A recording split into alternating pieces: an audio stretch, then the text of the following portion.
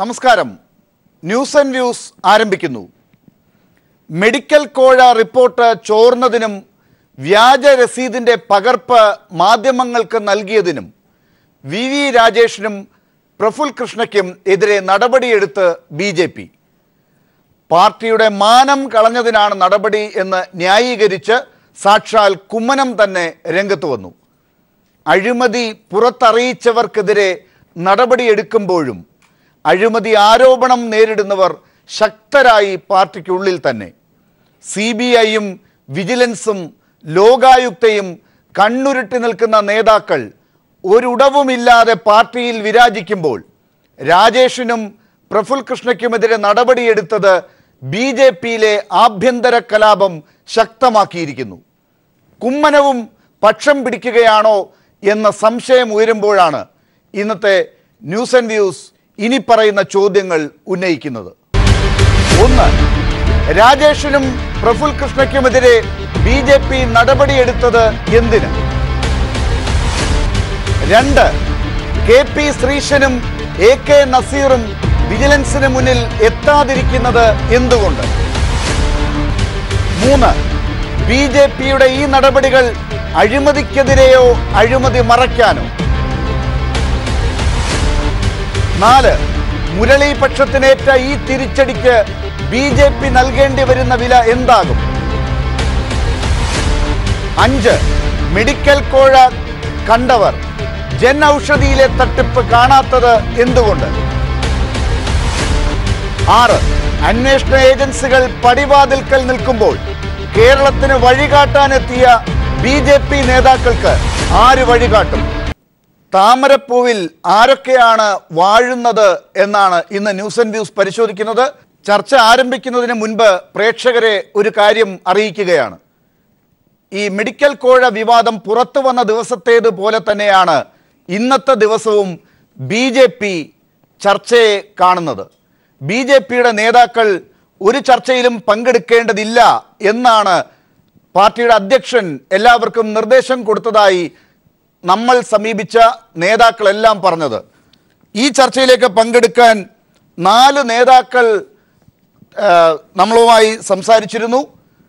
ഒരു നേതാവ് പല ചാനലുകളിൽ പോകാൻ തയ്യാറായതാണ്.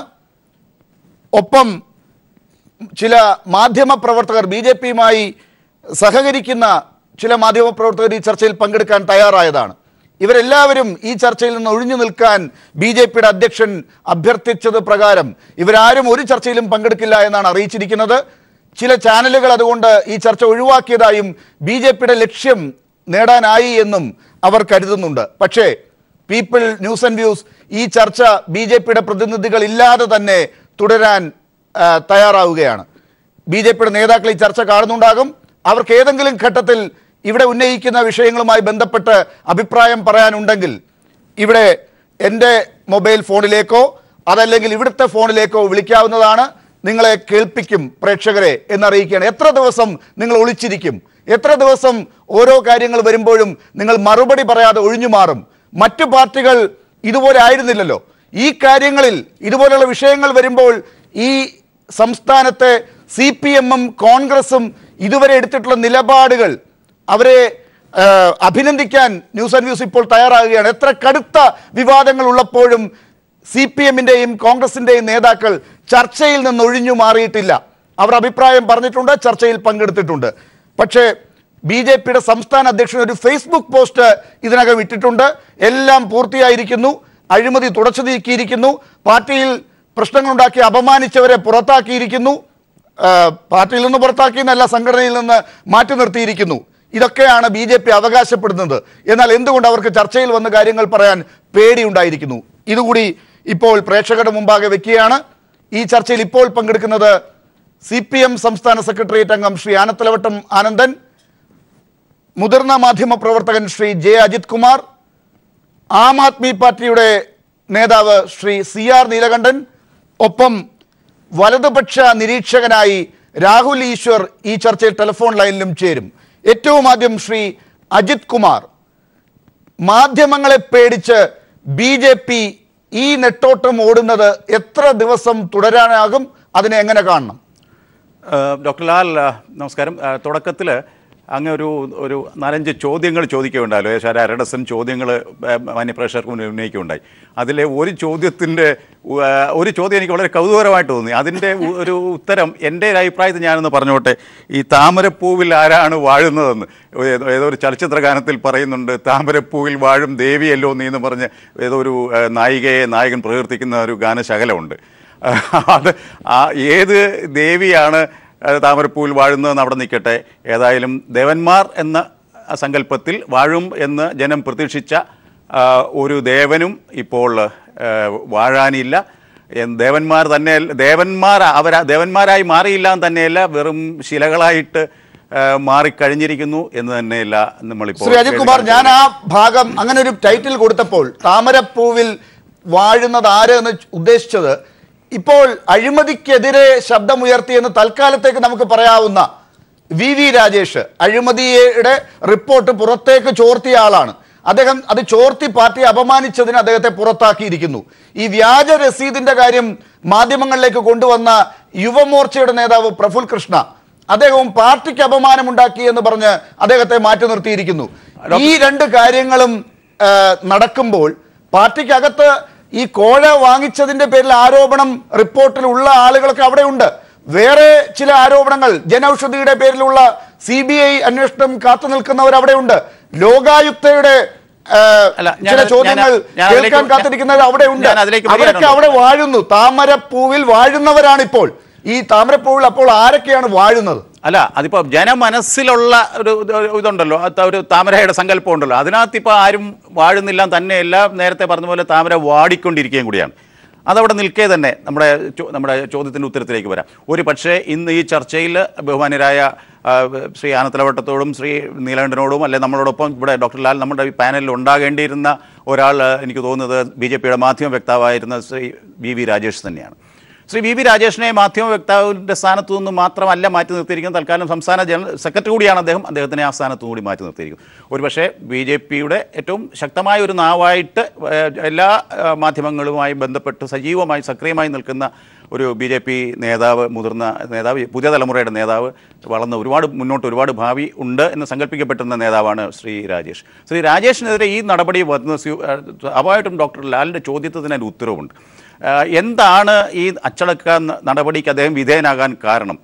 പാർട്ടിയെ ഇപ്പോൾ പിടിച്ചു കുലുക്കിയിരിക്കുന്ന ഒരു അഴിമതിയുമായി ബന്ധപ്പെട്ട വിവരങ്ങൾ മാധ്യമങ്ങൾ വഴി ചോർന്നു എന്നുള്ളതാണോ വലിയ കുറ്റം?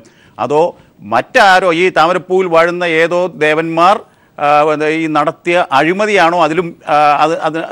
ഇതിലേതാണ് സീരിയസായ ഗൗരവതരമായ കുറ്റം, ഏതാണ് നിസ്സാരവൽക്കരിക്കപ്പെടുന്നത്? അപ്പോൾ അഴിമതിയുമായി ബന്ധപ്പെട്ട വാർത്ത ചോർന്നതാണ് ഏറ്റവും വലിയ അപരാധം. അഴിമതി നടത്തിയത് ഒരു അപരാധമേ അല്ല എന്ന് ഏതെങ്കിലും ഒരു പാർട്ടിയുടെ നേതൃത്വം തീരുമാനിക്കുന്നെങ്കിൽ ആ പാർട്ടിയുടെ അവസ്ഥ എന്തായിരിക്കും എന്നുള്ളതിനെക്കുറിച്ച് നമുക്ക് 100 വട്ടം ആശങ്ക ഉണർത്തുന്നു. ശരി, ഞാൻ തിരിച്ചു വരാം. ശ്രീ രാഹുൽ ഈശ്വർ, ഈ വലതുപക്ഷ നിരീക്ഷകൻ എന്ന് പറഞ്ഞൊരു പദവി നമ്മുടെ നാട്ടിൽ സാധാരണ ഉപയോഗിക്കാത്തതാണ്, അതിനെ പുരോഗമനപരമായും കാണാത്തതാണ്. എന്നാലും താങ്കൾ അതിനെ പുരോഗമനപരമായി കണ്ട് സ്വീകരിക്കുന്ന ഒരാളെന്നുള്ള നിലയ്ക്ക് ഈ വലതുപക്ഷത്ത് നിൽക്കുന്ന BJP ഒരു വലിയ വഴികാട്ടിയായി കേരളത്തിൽ എത്തുമെന്ന് കരുതിയിരുന്ന കുറച്ചു പേരെങ്കിലും ഉണ്ടായിരുന്നല്ലോ. അവിടെ ഈ രീതിയിലാണ് ഇപ്പോൾ ശ്രീ അജിത് കുമാർ ചൂണ്ടിക്കാട്ടിയതുപോലെ അഴിമതിക്ക് എതിരെ അല്ല നിൽക്കുന്നത്, അഴിമതിയുടെ കാര്യങ്ങൾ പുറത്തേക്ക് കൊണ്ടുവന്ന ചിലർക്കെതിരെ നടപടി എടുത്തതിന് ശേഷം പാർട്ടി ഇതാ ശുദ്ധമായിരിക്കുന്നു, അഴിമതിക്കെതിരെയുള്ള ശക്തമായ പോരാട്ടമാണ് നടത്തുന്നത് എന്ന് കുമ്മനം രാജശേഖരൻ പറഞ്ഞാൽ അത് ശരിയാകുമോ രാഹുൽ ഈശ്വർ? 2 കാര്യങ്ങളാണ്. ഒന്ന്, നമ്മുടെ നാട്ടിലെ ഇടതുപക്ഷത്തിന്റെ കഴിഞ്ഞ 70 വർഷത്തെ ഒരു സ്ട്രോങ് വളർച്ച, ഇന്ത്യയിലെ ഇന്റലക്ച്വൽ സർക്കിൾസിലെ വളർച്ച ഉള്ളതുകൊണ്ടാണ് ഇടതുപക്ഷത്തിന് ബദലായി വലത് എന്നാരും പറയാത്തത്. പക്ഷെ യഥാർത്ഥത്തിൽ ലോകം മുഴുവൻ ലെഫ്റ്റ് വിങ് എന്നും റൈറ്റ് വിങ് എന്നും തന്നെയാണ് ഉപയോഗിക്കുന്നത്. അങ്ങനെ തന്നെയാണ് അക്കാഡമിക്കലി നോക്കിയാൽ സൈദ്ധാന്തിക വശങ്ങളിലേക്ക് പോലെ രാഹുൽ ഈശ്വർ നമ്മുടെ ചർച്ച കാണുന്ന സാധാരണക്കാർക്ക് ചില പ്രശ്നങ്ങളുണ്ടാകും. അതാണ് കാര്യത്തിലേക്ക് വന്നാൽ BJPക്ക് എന്നുമുള്ള ഏറ്റവും വലിയൊരു അഡ്വാൻറ്റേജ് എന്ന് പറഞ്ഞാൽ the party with a difference, അല്ലെങ്കിൽ കറപ്ഷൻ കുറവുള്ള RSSന്റെയും സംഘത്തിന്റെയും ഒരു ആദർശ ശുദ്ധിയുണ്ട്, അവരുടെ ഒരു അച്ചടക്കമുണ്ട് എന്ന് പറയപ്പെടുന്ന ബേസ് ഘട്ടങ്ങളിൽ തിരുത്തി പോവുകയാണ് രാഹുൽ ഈശ്വർ. അതായത് കറപ്ഷൻ കുറവുള്ളത് എന്നല്ല, കറപ്ഷൻ പുറത്തേക്ക് കൊണ്ടുവരാതിരിക്കുന്നതിന് ഇത്രയും കാലം അവർക്ക് സാധിച്ചു. ഇപ്പോൾ കൊണ്ടുവന്ന ചിലരെ അകത്ത് നിന്ന് പുറത്താക്കുന്നു സംഘപരിവാറുമായി ബന്ധപ്പെട്ട സംഘടന. അവിടെയാണ് പറയാൻ വന്നത്. അങ്ങനെ കറപ്ഷൻ ഇല്ല എന്നുള്ള പ്രതിച്ഛായയിൽ നിന്നും അങ്ങനെ തന്നെയാണ് വലിയൊരു ശതമാനവും ആദർശനിഷ്ഠയിൽ നിന്ന് ഇത്തരമൊരു വിഷയം വന്നത് BJP ഇമേജിനെ ബാധിച്ചിട്ടുണ്ട് എന്ന് നിഷ്പക്ഷമായി ആർക്കും നോക്കിയാൽ അറിയാം. അത് എന്നെ പോലെ വലതുപക്ഷത്തോട് ചാഞ്ഞു നിൽക്കുന്നവർക്ക് വിഷമവും വേദനയും ഉണ്ടാക്കിയ ഒരു കാര്യമാണ്. പക്ഷേ ശ്രീ കുമ്മനം രാജശേഖരൻ അടക്കം എനിക്ക് തോന്നുന്നില്ല ശത്രുക്കൾ പോലും ശ്രീ കുമ്മനം രാജശേഖരൻ ഏതെങ്കിലും രീതിയിൽ അഴിമതി കാണിക്കുമെന്ന് പറയില്ല. ഞങ്ങളുടെ എല്ലാം ഇടയിൽ പറയുന്നത് അദ്ദേഹം കാവി ഇടാത്ത സന്യാസിയാണ്, അത്രമാത്രം നീറ്റാണ്. ആ പൊയ്മുഖമൊക്കെ അഴിച്ചു വെക്കേണ്ടി വന്നിരിക്കുന്നു. അദ്ദേഹം ഈ പാർട്ടിയിൽ ഇത്ര വലിയ ചോർച്ച ഉണ്ടായിട്ട് അദ്ദേഹത്തിന്റെ ഓഫീസിൽ നിന്ന് ഒരു രേഖ പോയി എന്ന് ഇതിനകം തെളിഞ്ഞിട്ട് അത് VV രാജേഷിന്റെ തലയിൽ വെച്ച് കെട്ടി ഒഴിയാനാണ്, എല്ലാം ശുദ്ധമായി എന്ന് പറയാനാണ് കുമ്മനം രാജശേഖരൻ തയ്യാറായിരിക്കുന്നത്. അദ്ദേഹത്തിന്റെ ഓഫീസിലേക്ക് വന്ന ശ്രീശനും നസീറും ഒപ്പിട്ട ആ രേഖയാണ് ചോർന്നിരിക്കുന്നത്. അത് VV രാജേഷ് അവിടെ നിന്ന് അടിച്ചോണ്ട് പോയതാണെങ്കിൽ ഇത് മതിയോ VV രാജേഷിനുള്ള ശിക്ഷ? അതിന് കുമ്മനം രാജശേഖരൻ ഇങ്ങനെ കൈ കഴുകിയാൽ അദ്ദേഹം ശുദ്ധനാകുമോ? അല്ല, അങ്ങനെയല്ല. അത് പാർട്ടിയുടെ ഇന്റേണൽ വിഷയമാണ്. എന്നിരുന്നാലും ശ്രീ രാജേഷിനെതിരെയുള്ള നടപടിയും വിഷമവും ഉണ്ടാക്കി. പാർട്ടികളിൽ ഏത് പാർട്ടിയിലാണെങ്കിലും കറപ്ഷൻ ഉണ്ടാകുന്നത് സ്വാഭാവികമാണ്. കാര്യം സാധാരണ ജനങ്ങളും വ്യത്യസ്ത ജനങ്ങളുമാണ് വരുന്നത്. പക്ഷെ ഒരു പാർട്ടി അതിനോട് എന്ത് സമീപനം എടുക്കുന്നു എന്നുള്ളത് വളരെ പ്രധാനമാണ്. ഒരർത്ഥത്തിൽ BJP ഇനി വരും ദിവസങ്ങളിൽ ഒരുപക്ഷെ അവരുടെ കൂടുതൽ ബ്രീഫിംഗ് കാണും. ശക്തമായ നടപടി എടുക്കുകയും തെറ്റുപറ്റിയെങ്കിൽ തെറ്റുപറ്റിയെന്ന് ആർജവത്തോടെ തുറന്നു പറഞ്ഞ് അത് 100-1 ഇൻസിഡന്റ് മാത്രമാണെന്നും ബാക്കി 99% ശുദ്ധമാണെന്നും പറയാനുള്ളൊരു ആർജവം തീർച്ചയായും അവർ കാണിക്കും. ഞാൻ തിരിച്ചു വരാം. രാഹുൽ ഈശ്വർ, ശ്രീ ആനത്തലവട്ടം ആനന്ദൻ, രാഹുൽ ഈശ്വറിനെ പോലെയുള്ള BJPയെ സ്നേഹിക്കുന്നവർ കരുതുന്നത് 1% അവിടെ എവിടെയൊക്കെയോ പാകപ്പിഴകളുണ്ട്, ഇനി എല്ലാം നേരെയാകാനുള്ള തയ്യാറെടുപ്പിൽ BJP തിരിച്ചെത്തും എന്നാണ്. ഈ മെഡിക്കൽ കോഴയുമായി ബന്ധപ്പെട്ട കാര്യത്തിൽ ഇപ്പോൾ BJP എടുത്തിരിക്കുന്ന ഈ നിലപാട് കാണുമ്പോൾ ഈ 1% മാത്രം ചീഞ്ഞിരിക്കുന്ന ഒരു പ്രസ്ഥാനമാണ് BJP എന്നാണോ നിങ്ങൾ വിലയിരുത്തുന്നത്? നരേന്ദ്രമോദി അധികാരത്തിൽ വന്ന ശേഷം അവർ അവകാശപ്പെട്ടിരുന്നത് അഴിമതിയില്ലാത്ത 3 വർഷത്തെ ഭരണം നടത്തിയെന്നാണ്. ഇന്ത്യയിൽ ആദ്യമായി അഴിമതിയില്ലാത്തൊരു ഗവൺമെൻറ്റാണ് BJP ഗവൺമെൻറ് എന്നാണ് വലതുപക്ഷ ചിന്തകന്മാരും അനുഭാവികളും BJPക്കാരും എല്ലാം പറഞ്ഞിരുന്നത്. എന്നാൽ ഇന്ത്യ കണ്ടിട്ടുള്ളതിൽ വെച്ച് ഏറ്റവും വലിയ അഴിമതിയിൽ മുങ്ങിക്കുളിക്കുന്ന ഒരു ഗവൺമെൻറ് ആയിരിക്കും നരേന്ദ്രമോദി ഗവൺമെൻറ്, BJP ഗവൺമെൻറ് എന്നാണ് തെളിയാൻ പോകുന്നത്. ഇവിടെ ഈ മെഡിക്കൽ കോളേജ് അഴിമതിയുടെ കാര്യം മാത്രമല്ല, അതൊരു മഞ്ഞുമലയുടെ ഒരു ചെറിയ അറ്റം മാത്രമാണ്. 70ഓളം മെഡിക്കൽ കോളേജുകളിൽ നിന്നായി 1000-ൽ പരം കോടി രൂപയുടെ അഴിമതിയുടെ ഒരു ഭാഗമാണ് കേരളത്തിൽ. ഇവിടെ ഒരു മെഡിക്കൽ കോളേജിൽ നിന്ന് 17 കോടി രൂപ സംബന്ധിച്ച് 5,60,00,000 രൂപ വാങ്ങിയും അതേ സംബന്ധിച്ചുള്ള അന്വേഷണത്തിലൂടെ അഴിമതി ശരിയാണെന്ന് തെളിഞ്ഞു. ചില ആൾക്കാരുടെ പേർ നടപടിയെടുക്കാൻ BJP നിർബന്ധിതമായി. ഇതെല്ലാം ഈ വാർത്ത പുറത്തു വന്നതിൻ്റെ ഫലമായി മാത്രമാണ് ഇവർ നടപടിയെടുക്കാനൊക്കെ നിർബന്ധമായി. രാജ്യത്ത് നടക്കുന്ന അഴിമതി ഇതിനേക്കാൾ എത്രയോ ഭയാനകവും ഞെട്ടിപ്പിക്കുന്നതുമാണ്. ഇപ്പോൾ ഏറ്റവും ഒടുവിൽ കഴിഞ്ഞ ഗവൺമെൻറ് BJPയുടെ ചില വക്താക്കൾ ചാനലിൽ വന്നിരുന്ന് പറഞ്ഞിട്ടുണ്ട്, സർക്കാരിന് വല്ല നഷ്ടമുണ്ടോ? 5 പൈസയുടെ നഷ്ടം ഏതെങ്കിലും ഗവൺമെൻറ് ഉണ്ടായിട്ടുണ്ടോ? ഞാൻ ചോദിച്ചിട്ട്, ഇവിടെ ബെമൽ ഭാരത് എർത്ത് മൂവൽ ലിമിറ്റഡ് എന്ന് പറയുന്ന പ്രതിരോധ വകുപ്പിന് കീഴിലുള്ള ആ പൊതുമേഖലാ സ്ഥാപനം, ആ സ്ഥാപനം ഏതാണ്ട് 50,000 കോടി രൂപയുടെ വിലപിടിപ്പ് സ്വത്തുള്ളതാണ്. അതിപ്പോൾ വിൽക്കാൻ തീരുമാനിച്ചിരിക്കുകയാണ് റിലയൻസിന് വിൽക്കാന്ന് പറഞ്ഞാൽ BJPക്ക് വിൽക്കാൻ തന്നെയാണ്. റിലയൻസിൻ്റെ പേരിൽ കച്ചവടം നടത്തി അതിൻ്റെ ഗുണഫലം മുഴുവൻ BJP അനുഭവിക്കാൻ പോണത്. അത് എത്രയ്ക്കാണ് വിൽക്കാൻ പോണത്? 541 കോടി രൂപയാണ് മതിപ്പ് വില ഇപ്പം നിശ്ചയിച്ചിരിക്കുന്നത്. എന്നിട്ട് 600 കോടി രൂപയ്ക്ക് വിൽക്കും. അപ്പോൾ പറയും 541 കോടി രൂപ നിശ്ചയിച്ച സാധനത്തിന് ഞങ്ങൾ 600 കോടിക്ക് വിറ്റില്ലേ, നഷ്ടം വല്ലതും വരുത്തിയോ? 50,000 കോടി രൂപയുടെ സാധനമാണ്. 4,541 ഏക്കർ ഭൂമിയുണ്ട് അതിന്. ആ ഭൂമിക്ക് മാത്രം എത്ര കിട്ടും? കേരളത്തിലുണ്ട്, പാലക്കാട് 400 ഏക്കർ, അതുപോലെ കൊച്ചിയിലെ ഏക്കർ കണക്കിന് ഭൂമിയുണ്ട്. ഇത് കൊടുത്താൽ മാത്രം, ഈ കേരളത്തിലുള്ള ഭൂമി കൊടുത്താൽ മാത്രം ഈ കാശ് കിട്ടുമല്ലോ. അപ്പോൾ 1,50,000 കോടി രൂപയുടെ പൊതുമേഖലാ സ്ഥാപനം, ഇന്ത്യയുടെ സ്വത്ത്, ജനങ്ങളുടെ സ്വത്ത്, ഒരു സ്വകാര്യ വ്യക്തിക്ക് 541-600 കോടി രൂപയ്ക്ക് വിറ്റിട്ട് ബാക്കിയുള്ള കാശ് ആരുടെ പെട്ടി പോവും? ഇതല്ലേ 2G സ്പെക്ട്രത്തിൽ വന്ന് കൽക്കരി ഖനി കുംഭകോണത്തിൽ വന്നത്, UP ഗവൺമെൻറ്റിനെ ആക്ഷേപിച്ചത്? അതെല്ലാം അഴിമതിയാണെന്ന് കണ്ടില്ലേ? അതുപോലത്തെ അഴിമതിയല്ലേ ഇത്? ഇന്ത്യൻ റെയിൽവേ ഏറ്റവും കൂടുതൽ സ്ഥലമുള്ള ഒരു പൊതുമേഖലാ സ്ഥാപനം, ഭൂമിയുള്ള പൊതുമേഖലാ സ്ഥാപനമാണ് ഇന്ത്യൻ റെയിൽവേ. ആ ഭൂമി മുഴുവൻ ഇതുപോലെ കോർപ്പറേറ്റുകൾക്ക് വിൽക്കാൻ പോകുകയല്ലേ? സ്റ്റേഷൻ മാത്രം നിർത്തിയിട്ട് അവർക്ക് റിസോർട്ട് പണിയാൻ, ഷോപ്പിംഗ് കോംപ്ലക്സ് പണിയാൻ വേണ്ടി കൊടുക്കുകയല്ലേ? ഏറ്റവും കണ്ണായ സ്ഥലങ്ങൾ അഴിമതിയല്ലേ? ഇന്ത്യൻ റെയിൽവേ സ്വകാര്യവൽക്കരിച്ച് ഓരോ സ്വകാര്യ വ്യക്തിയും ഇന്ത്യൻ റെയിൽ പാളത്തിലൂടെ വണ്ടി ഓടിക്കാൻ തുടങ്ങുകയല്ലേ? അതുകൊണ്ട് മുഴുവൻ സർവീസും സ്വകാര്യവൽക്കരിക്കുകയല്ലേ? ഇതെല്ലാം ഇത് ഏറ്റെടുത്ത് നടക്കുന്ന ആളുകൾക്ക് അവരിൽ നിന്ന് വലിയ പ്രതിഫലം കിട്ടുമെന്നുള്ളതുകൊണ്ടാണ് ഇതെല്ലാം വിറ്റ് കാശാക്കാനായിട്ട് തീരുമാനിച്ചത്. ശ്രീ ആനത്തലവട്ടം, അത് ഒരുപക്ഷെ BJP എന്ന പാർട്ടി കേന്ദ്രീകരിച്ച് നടത്തുന്ന ചില അഴിമതിയായിട്ടാണ് നിങ്ങളെപ്പോലുള്ളവർ ആരോപിക്കുന്നത്. പക്ഷേ ഇപ്പോൾ ഈ ജനൌഷധിയുടെ കാര്യത്തിലോ അതല്ലെങ്കിൽ ഇപ്പോൾ ഈ മെഡിക്കൽ കോഴയുടെ കാര്യത്തിലോ സംഭവിച്ചത് അതല്ല.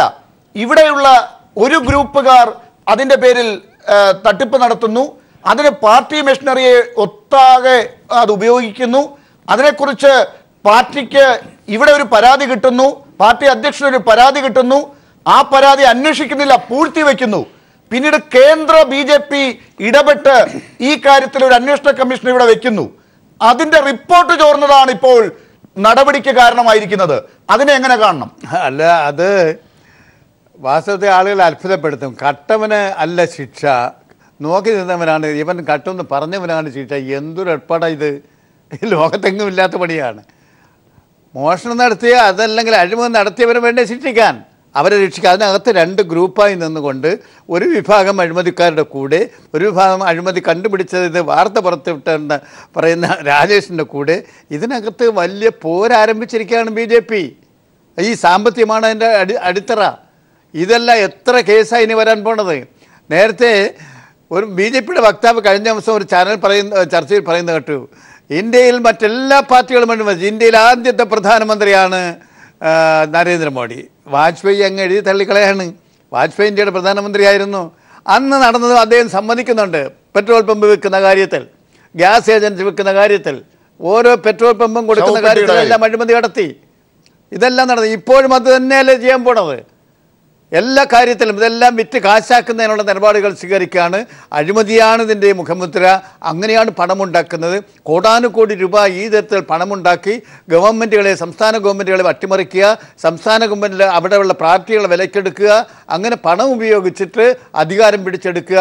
അങ്ങനെ അധികാരം പിടിച്ചുകൊണ്ട് ഇന്ത്യ ഒരു ഏകാധിപത്യ ഭരണത്തിലേക്ക് കൊണ്ടുപോകുക ലക്ഷ്യമാണ് ഇട്ടിരിക്കുന്നത്. ശരി, ഞാൻ തിരിച്ചു വരാം. ശ്രീ CR നീലകണ്ഠൻ, ഈ ആം ആദ്മി പാർട്ടി കോൺഗ്രസിലെ വലിയ അഴിമതിക്കെതിരെ ആണ് ഡൽഹിയിൽ വലിയ സമരം നടത്തി അവിടെ ഡൽഹിയിൽ അധികാരത്തിലേക്കൊക്കെ എത്തിയത്.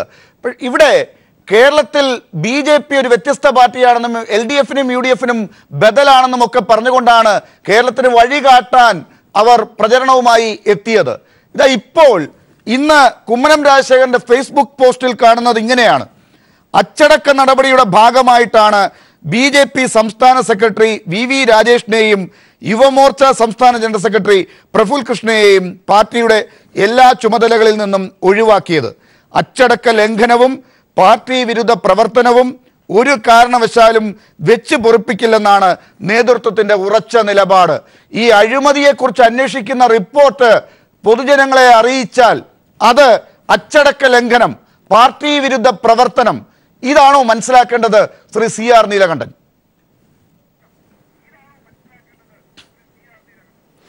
അല്ല, ഒന്ന്, അഴിമതിക്കെതിരായി വലിയ പോരാട്ടം നടന്ന അതിൻ്റെ ഗുണഫലങ്ങൾ നേരിട്ട് അനുഭവിച്ചൊരു പാർട്ടിയാണ് BJP.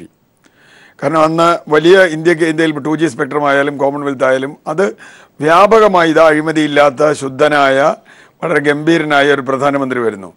ഇന്ന് രാഷ്ട്രീയത്തിലെ അഴിമതികൾ വ്യക്തികൾ വാങ്ങുന്ന പണം മാത്രമല്ല എന്ന് നമുക്കറിയാം. നേരത്തെ വാനത്തലവട്ട ആനന്ദം പറഞ്ഞതുപോലെ കോർപ്പറേറ്റ് അഴിമതിയുടെ ഒരു കാലത്താണ് നമ്മൾ ജീവിക്കുന്നത്. എന്തായാലും അഴിമതിയാണ്. റെയിലാണെങ്കിലും റോഡാണെങ്കിലും വൈദ്യുതി ആണെങ്കിലും കൽക്കരി ആണെങ്കിലും കോർപ്പറേറ്റ് അഴിമതികളാണ്. ഇപ്പോൾ വിഴിഞ്ഞം പോലെ പോലും നമുക്കിപ്പോൾ അത് അഴിമതിയായിട്ട് തന്നെ കണ്ടുവരും. കാരണം അത് അന്വേഷണം നടക്കുകയാണ്. തീർച്ചയായിട്ടും നിൽക്കട്ടെ. അപ്പോൾ അത്തരത്തിൽ കോർപ്പറേറ്റ് അദാനിക്കും അംബാനിക്കുമുള്ള അഴിമതി ഇവിടെ അതല്ല. ഇവിടെ നേരത്തെ ലാലി ചോദിച്ചതുപോലെ ഇവിടെ ലാർജ് സ്കെയിൽ അല്ല, സ്മോൾ സ്കെയിലാണ്. താഴെത്തട്ടിൽ അഴിമതി മുകളിൽ നടന്നാൽ അത് താഴെത്തട്ടിൽ ഇല്ലാതെ പറ്റില്ല. കാരണം അധികാരം, പണം, അതിന് അഴിമതി, വീണ്ടും അധികാരം, ഈ ചക്രം ഇങ്ങനെ പൂർത്തിയാക്കിക്കൊണ്ടിരിക്കുകയാണ്. പക്ഷെ ഇതിലുള്ള ഒരു കാര്യം, ഇവിടെ നിങ്ങൾ ചോദിച്ച ചോദ്യം വളരെ കൃത്യമാണ്. ആരാണ് അച്ചടക്കം ലംഘിച്ചത്? അഴിമതി നടത്തിയ ആളാണോ, അത് അന്വേഷിച്ച ആളാണോ, അത് പുറത്തു പറഞ്ഞ ആളാണോ? തീർച്ചയായിട്ടും ഒരു പാർട്ടിയിലെ രഹസ്യം പുറത്തു പറഞ്ഞാൽ ആ പാർട്ടി ചിലപ്പോൾ നടപടിയെടുക്കും. അപ്പോൾ കമ്മ്യൂണിസ്റ്റ് പാർട്ടികൾക്ക് കൂടുതൽ അറിയാം, അത് വേറെ വിഷയം. പക്ഷേ ഇവിടെ പ്രശ്നം അതല്ല. അഴിമതി പുറത്തുവിട്ടോ എന്നുള്ളത് അവിടെ നിൽക്കട്ടെ. അഴിമതി ചെയ്തിട്ടില്ല എന്ന് ഇതുവരെ പറഞ്ഞിട്ടില്ല. ഒരാളെ നാമമാത്രമായി പുറത്താക്കി. ഞാൻ ഈ അഴിമതിയെ കാണുന്നത് കേവലമായി ഏതെങ്കിലും ഒരാൾ വാങ്ങിയ ഒരു 5.5 കോടിയുടെ പ്രശ്നമായിട്ടല്ല. ഒരാൾക്ക് 5.5 കോടി കൊടുക്കണമെങ്കിൽ അയാൾക്ക് അത്രയും വലിയ ഉറപ്പ് ഉണ്ടാവണം ഇയാൾ വഴിക്ക് മെഡിക്കൽ കോളേജ് കിട്ടുമെന്ന്. കാരണം BJP-യുമായി ബന്ധമില്ലാത്ത ആളല്ല ഈ പൈസ കൊടുത്തത്. അത് കൊടുത്തത് BJP-യുമായി അടുപ്പമുള്ള ആളാണ് എന്ന് പറഞ്ഞാൽ മുകളിൽ നിന്ന് ഈ കേരളത്തിലല്ലല്ലോ ഇതിൻ്റെ അപ്രൂവൽ, മുകളിൽ നിന്ന് ഇത് അപ്രൂവൽ മേടിച്ചു കൊടുക്കാൻ ശേഷിയുള്ള ആളാണ് ഈ പണം വാങ്ങുന്നത് എന്ന് ഉറപ്പ് ഉള്ളത് കൊണ്ടാണ്. അപ്പോൾ എന്ന് പറഞ്ഞാൽ മുൻപ് ഇത് വാങ്ങി കൊടുത്തിട്ടുണ്ടാവണം, അല്ലെങ്കിൽ ഇനി ബാക്കിയുള്ള അടുത്ത് വാങ്ങി കിട്ടിയവർ പറഞ്ഞിട്ടുണ്ടാവണം. എന്തായാലും അപ്പം ആരാണ് ഈ പണം വാങ്ങിയ ആളല്ലല്ലോ ഇത് അപ്രൂവൽ കൊടുക്കേണ്ട ആൾ, അയാൾ അതിൻ്റെ അവസാന അതോറിറ്റി അല്ല. അപ്പോൾ അതോറിറ്റി ആരാണ്? അവിടെയാണ് ഇപ്പം നേരത്തെ കുമ്മനത്തിൻ്റെ കാര്യം പറഞ്ഞു. കുമ്മനത്തിൻ്റെ ഡൽഹിയിലെ റെപ്രസെൻറ്റേറ്റീവ് സതീഷ് നായരാണ് എന്ന് പറയുന്നു. ഇദ്ദേഹം മുമ്പ് UPA ഭരണകാലത്തും ഇതുപോലെയുള്ള തരികടകൾ ചെയ്തിട്ടുള്ള ആളാന്ന് പറയുന്നു. അങ്ങനെയെങ്കിൽ ഇവിടെ ആ ആളുടെ എവിടെ എത്തും? അതെങ്ങനെയാണ് അന്വേഷിക്കുക? അത് അപ്പോൾ ഒന്നുകിൽ അന്വേഷണം ഇനി ഒരടി മുമ്പ് മുകളിലേക്ക് പോകരുത്, ഇവിടെ അവസാനിക്കണം എന്നാണ് ലക്ഷ്യമെങ്കിൽ ഇപ്പോൾ ഇയാളെ പുറത്താക്കി ഇനി ആരും ചോദ്യം ചോദിക്കേണ്ട. ആ ചോദ്യം ചോദിച്ച ആളെ ക്ലാസ്സിൽ നിന്ന് പുറത്താക്കിയാൽ ചോദ്യം അവിടെ നിൽക്കും എന്ന് പറഞ്ഞ മാതിരി ഇവരെ പുറത്താക്കിയുകൊണ്ട് നടപടിയെടുത്തു. പക്ഷേ പൊതുസമൂഹത്തിൽ ഇപ്പോൾ ചോദ്യം നിൽക്കണേ.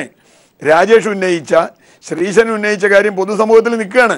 നിങ്ങളെങ്ങനെ അതില്ലാണ്ടാക്കുക? ഈ രാജേഷിനെതിരെ മാത്രമാണ് ഇപ്പോൾ നടപടി എടുത്തിരിക്കുന്നത്. ശ്രീശനും ഈ AK നസീറിനെതിരായിട്ടും ഒരു നടപടിയും എടുത്തിട്ടില്ല. ഈ നസീറിനെ ഏതെങ്കിലും കാരണവശാൽ ഇപ്പോൾ പാർട്ടി നടപടി എടുത്താൽ, ശ്രീ നീലകണ്ഠൻ, ഇവരുമായി ബന്ധപ്പെട്ട സോഴ്സുകളിൽ നിന്ന് മനസ്സിലാക്കാൻ സാധിച്ചതാണ്, ഈ വിജിലൻസിലേക്ക് ഇവരെ വിളിപ്പിച്ചിട്ടുണ്ട്. അവിടെ പോയി എല്ലാ കാര്യവും ഇവർ പറഞ്ഞു കൊടുക്കും. അത് പറയാതിരിക്കാനാണ് ഇപ്പോൾ നസീറിനെയും ശ്രീശനെയും വെറുതെ വിട്ടിരിക്കുന്നത്.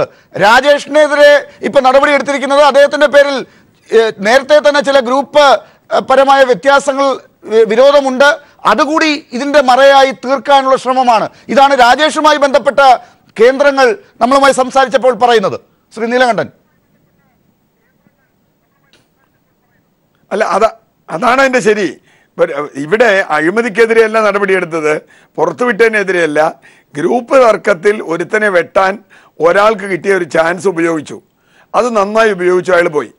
താങ്കൾ പറഞ്ഞ് ശരിയായിരിക്കും. ശ്രീശനെതിരെയും ഇന്നലത്തെ വാർത്തകൾ ശ്രീശനെതിരെയും നസീറിനെതിരെയും നടപടികൾ വരുന്നുവെന്നാണ്. അതിപ്പോൾ ഒരു പക്ഷേ വിജിലൻസ് അന്വേഷണവും കഴിഞ്ഞതിന് ശേഷമായിരിക്കും ആ നടപടി വരിക. ഇപ്പോൾ വരില്ല. കാരണം ശരിയാണ്, അവർ പോയി തെളിവ് കൊടുത്താൽ ആ കുഴപ്പത്തിലാവും. പക്ഷേ ഞാൻ പറയുന്നത്, ഇതിൽ ഞാൻ LDF ഗവൺമെൻറ്റിനോട് എൻ്റെ ഒരു അഭ്യർത്ഥന, ഇത് മാത്രം പോരാ, ഒരു ചീറ്റിംഗ് കേസുണ്ട് ഇതിൽ. ഒരാളുടെ നിന്ന് 5.5 കോടി രൂപ വാങ്ങിയിട്ട് അയാളെ പറ്റിച്ചു എന്ന് അയാളുടെ വാദം. ഒരു ചീറ്റിംഗ് കേസ്, ഒരു ക്രിമിനൽ കേസ് ഈ പണം വാങ്ങിയാൾക്കെതിരെ എടുക്കണം. അതും അടക്കം ഇതിൽ പ്രശ്നമാണ്. മാത്രമല്ല മുകളിലെ ബന്ധവും. അപ്പോൾ ഈ അടിവേരുകൾ അന്വേഷിച്ച് പോയാൽ കൂടുതൽ പ്രശ്നമാവുമെന്നതുകൊണ്ട് ഇതിവിടെ വെച്ച് ക്ലോസ് ചെയ്യുക. പല അഴിമതി കേസുകളും ഇങ്ങനെയാണ്, അവിടെ വെച്ച് ക്ലോസ് ചെയ്യും. നേരത്തെ പറഞ്ഞു വാജ്പേയിയുടെ കാലത്തുണ്ടായ അഴിമതി, അത് എവിടെയും മുമ്പോട്ട് പോയില്ല. ഇപ്പോൾ എന്താണ്, ശവപ്പെട്ടി കുംഭകോണം അടക്കം നമ്മുടെ മുമ്പിൽ ഇപ്പോഴും നിൽക്കുകയാണ്. ഞാൻ പറഞ്ഞു വന്നത്, വ്യത്യസ്തമായ പാർട്ടി എന്ന് പറയുമ്പോൾ അത് വ്യത്യസ്തത ഇങ്ങനെയാണോ എന്ന് നമുക്ക് മനസ്സിലാവില്ല.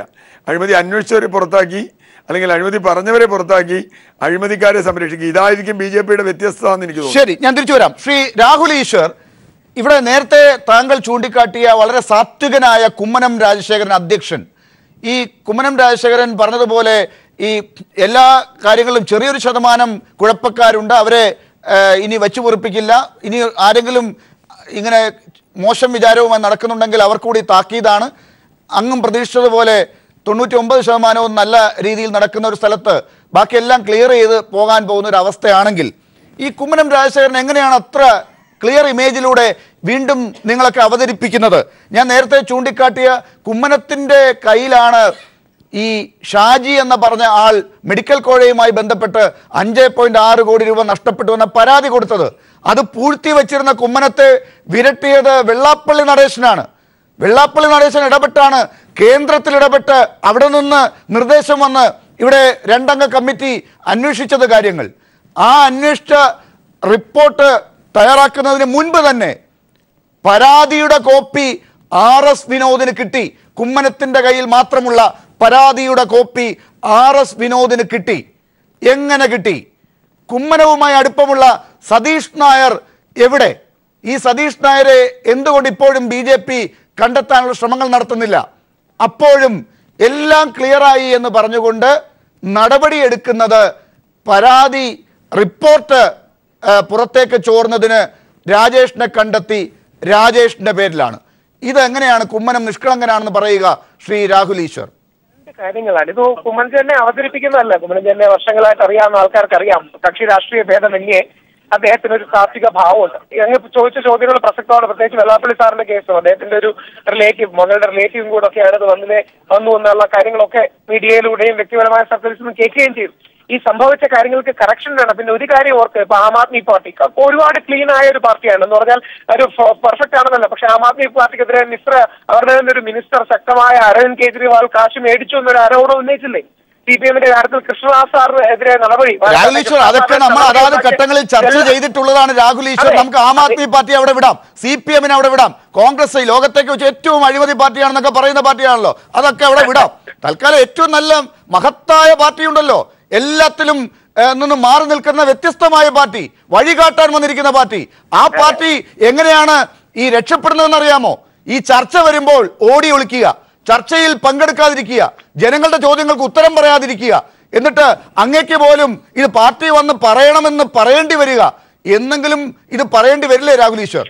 അല്ല, അതൊരു സത്യം പറയാമല്ലോ, നിഷ്പക്ഷമായി തന്നെ പറയാം. അത് വിഷമകരമായ ഒരു സംഭവമാണ്. കാര്യം BJP-യുടെ ഭാഗത്തു നിന്ന് അങ്ങനെ ഒരു വീഴ്ച വന്നു എന്ന് BJP-യുടെ ഇന്റേണൽ കമ്മിറ്റി ഫൈൻഡിംഗ് അടക്കം കാര്യം വരുമ്പോൾ അധികാരത്തിന്റെ മിസ്യൂസ് ആയ ജനങ്ങൾ കാണും എന്ന കാര്യത്തിൽ സംശയമില്ല. പ്രത്യേകിച്ച് രാജേഷിനെ പോലെ ഞങ്ങൾക്കെല്ലാം പരിചയമുള്ള, ഭാവിയിലേക്ക് വളരെ പ്രോമിസിംഗ് ആയ, ചാനൽ ചർച്ചകളിൽ വളരെ കാര്യങ്ങൾ പഠിച്ചു പറയുന്ന ഒരാൾക്കെതിരെ നടപടിയെടുത്തു എന്ന് കേൾക്കുമ്പോഴും വിഷമം ഉണ്ടായത് കാര്യത്തിൽ സത്യമാണ്. പാർട്ടിയുടെ ഭാഗത്തു നിന്നുള്ളൊരു ന്യായീകരണവും നീതീകരണവും കേൾക്കേണ്ടിയിരിക്കുന്നു. ശ്രീ രാഹുൽ ഈശ്വർ, ഞാൻ ഒരു കാര്യം കൂടി അങ്ങനെ ശ്രദ്ധയിൽപ്പെടുത്തുകയാണ്. അങ്ങ് സമൂഹ മാധ്യമങ്ങളൊക്കെ വളരെയധികം ശ്രദ്ധേയനായ ഒരാളായതുകൊണ്ടാണ്. ഈ രാജേഷിനെ കുറിച്ച് പോലും സമൂഹ മാധ്യമങ്ങളിൽ കഴിഞ്ഞ ദിവസങ്ങളായി വന്ന അഴിമതിയുടെയും ഈ പണ സ്വരൂപണത്തിന്റെയും ഒരു കണക്ക് തന്നെ ഉണ്ട്. ആ പേരിലൊന്നും ഒരു അന്വേഷണവും ഈ പാർട്ടി നടത്തിയിട്ടില്ല. അതിന്റെ പേരിൽ രാജേഷിനെതിരെ ഒരു നടപടിയും നടത്തിയിട്ടില്ല. കാരണം അതിന് കൈ പൊങ്ങുന്ന ആരും അതിനകത്തില്ല എന്നാണ് തെളിയിക്കുന്നത്. ഇപ്പോൾ രാജേഷിനെതിരെ നടപടി എടുത്തിരിക്കുന്നത് അഴിമതിയുടെ കാര്യം പുറത്തേക്ക് കൊണ്ടുവന്ന റിപ്പോർട്ട് പുറത്തേക്ക് കൊണ്ടുവന്നു എന്ന് പറഞ്ഞിട്ടാണ്. അപ്പോൾ എന്ത് തരം പാർട്ടിയാണ് ഈ അങ്ങനെയല്ല. BJP-ക്ക് വളരെ സ്ട്രോങ് ആയിട്ടുള്ള ഇന്റേണൽ ഡിസിപ്ലിൻ ഉണ്ട്. ഞാൻ അത് വളരെ അടുത്തു നിന്ന് തന്നെ കണ്ടിട്ടുണ്ട്. RSS സംഘത്തിന്റെ നേതാക്കളടക്കം BJP നേതാക്കളുടെ കണക്കെടുക്കാനും ആരുടെങ്കിലും ഭാഗത്തു നിന്ന് ഡിസ്പ്രപ്പോർഷനേറ്റ് ആയ അസറ്റ് ഉണ്ടെങ്കിൽ അത് കണ്ടെത്താനും നടപടിയെടുക്കാനും ഒക്കെ ഒരു ഇന്റേണൽ മെക്കാനിസം ഉണ്ടായിട്ടുണ്ട്. ഒരുപക്ഷെ ശ്രീ രാജേഷിനെതിരെ നടപടിയെടുത്തതിന്റെ റീസണും അതാണ്. കാര്യം പാർട്ടിയുടെ ഉള്ളിലുള്ള വേദികളിൽ ഉന്നയിക്കേണ്ട കാര്യങ്ങൾ പാർട്ടി ഡിസിപ്ലിന് വിരുദ്ധമായി വെളിയിൽ പറഞ്ഞു അല്ലെങ്കിൽ ലീക്ക് ചെയ്തു തുടങ്ങിയ കാര്യങ്ങൾ കൊണ്ടാണ്. ഇത് BJP-ക്ക് വിഷമകരമായ ഒരു ഫേസ് ആണ് എന്ന കാര്യത്തിൽ സംശയമില്ല. അവരുടെ ഒരു ക്ലീൻ ഇമേജിന് കറപറ്റിയെന്ന കാര്യത്തിൽ സംശയമില്ല. ഒരു പക്ഷേ വ്യക്തമായ നടപടികളിലൂടെ അവർ വിശ്വാസ്യതയ്ക്ക് ഞാൻ തിരിച്ചെത്താൻ എനിക്കൊരു ഇടവേളയിലേക്ക് പോകേണ്ടതുണ്ട്. രാഹുൽ ഈശ്വർ പറഞ്ഞതുപോലെ പാർട്ടിക്കകത്ത് മാത്രം ചർച്ച ചെയ്ത് മാറ്റിവെക്കേണ്ട കാര്യമാണോ അഴിമതി കാര്യങ്ങൾ? അത് പുറത്തേക്ക് കൊണ്ടുവന്നാൽ ജനങ്ങളുടെ മുമ്പിൽ തന്നെ നടപടിയെടുത്ത് അത് പുറത്തേക്ക് കൊണ്ടുവന്നവരെ പുറത്താക്കാനും അവരെ ശിക്ഷിക്കാനും ഒരു പാർട്ടി തയ്യാറാകുന്നത് ജനങ്ങളെ എങ്ങനെ കാണുന്നത് കൊണ്ടാണ്? ശ്രീ അജിത് കുമാർ, ഇപ്പോൾ രാജേഷിനെതിരെ ഈ നടപടി ഇപ്പോൾ കൊണ്ടുവന്നിരിക്കുന്നത് ഈ പറഞ്ഞ രീതിയിൽ റിപ്പോർട്ട് അവിടെ നിന്ന് കുമ്മനത്തിൻ്റെ ഓഫീസിൽ നിന്ന് ചോർത്തി മാധ്യമങ്ങൾക്ക് കൊടുത്തു എന്ന് പറഞ്ഞിട്ടാണ്. ഈ കോഴ മറയ്ക്കുക എന്നുള്ളതാണോ ഇപ്പോൾ BJP ഈ കാര്യത്തിൽ എടുത്തിരിക്കുന്ന നിലപാട്? രാജേഷ് അങ്ങനെ ചെയ്തിട്ടുണ്ടെങ്കിൽ അത് ചെയ്തോ ഇല്ല എന്നുള്ളത് കണ്ടെത്തിയോ എന്നുള്ളത് രണ്ടാമത്തെ കാര്യം. അത് എന്തുതരം അന്വേഷണമാണ് നടന്നതെന്നുള്ളത് രണ്ടാമത്തെ കാര്യം. കുമ്മനത്തിന് ഇതിനകത്ത് ഒരു തരത്തിലുള്ള ഉത്തരവാദിത്വവും ഇല്ലേ എന്നുള്ളത് മറ്റൊരു കാര്യം. ഇനി രാജേഷ് അങ്ങനെ ചെയ്തിട്ടുണ്ടെങ്കിൽ ആ കാര്യത്തിൽ ഒരു നടപടി എടുക്കുന്നതിലൂടെ ഉണ്ടാകാൻ പോകുന്ന ചർച്ച അത് തന്നെയാണോ BJP ഉദ്ദേശിക്കുന്നത്? കോഴയുടെ ചർച്ച മാറി നിൽക്കുമല്ലോ, ഈ ചോർച്ചയാണല്ലോ വരിക. അതാണോ ഇപ്പോൾ BJP-യുടെ ലക്ഷ്യം? ഡോക്ടർ ലാൽ, നേരത്തെ ശ്രീ ആനത്തലവട്ടവും ശ്രീ നീലകണ്ഠനും പറഞ്ഞ ഒന്ന് രണ്ട് കാര്യങ്ങളോട് ഞാൻ പൂർണ്ണമായിട്ട് യോജിക്കുകയാണ്. ഒന്ന് അദ്ദേഹം ശ്രീ ആനത്തലവട്ടം ആദ്യം പറഞ്ഞത് നമ്മളൊരു മഞ്ഞുമലയുടെ അഗ്രം മാത്രമേ കണ്ടിട്ടുള്ളൂ എന്നുള്ള രീതിയിൽ അദ്ദേഹം പറഞ്ഞു. ഒരു പക്ഷേ ഈ പറഞ്ഞ അതിന് ബോധപരമായിട്ടാണ് ശ്രീ നീലകണ്ഠനും പറഞ്ഞത്. അതായത് ഇന്ത്യൻ മെഡിക്കൽ കൗൺസിലിൻ്റെ അംഗീകാരം ഉണ്ടെങ്കിൽ മാത്രമേ ഒരു മെഡിക്കൽ കോളേജിന് കുട്ടികളെ പ്രവേശിപ്പിക്കാനോ അല്ലെങ്കിൽ പ്രവർത്തിക്കാനോ ഒക്കെ കഴിയുള്ളൂ.